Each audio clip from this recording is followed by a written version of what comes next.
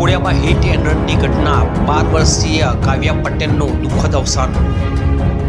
નમસ્કાર, આપ જોઈ રહ્યા છો BMG ન્યૂઝ અમદાવાદ। વડોદરાના વાઘોડિયામાં હિટ એન્ડ રનની ઘટના બનવા પામી।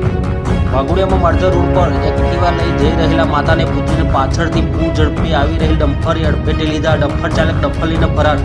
માતાને પુત્રીને સારવાર અર્થે હોસ્પિટલ ખાતે ખસેડવામાં આવ્યા હતા, જેમાં સારવાર હેઠળ 12 વર્ષીય માસૂમ બાળકી કાવ્યાનું મોત થવા પામ્યું હતું। વાઘોડિયા પોલીસે ઘટના સ્થળ નજીક ઘટનાના CCTV ફૂટેજ મેળવી વધુ તપાસ હાથ ધરી છે। રિપોર્ટર શૈલેન્દ્ર પ્રજાપતિ સાથે પ્રકાશ બારિયા, વાઘોડિયા।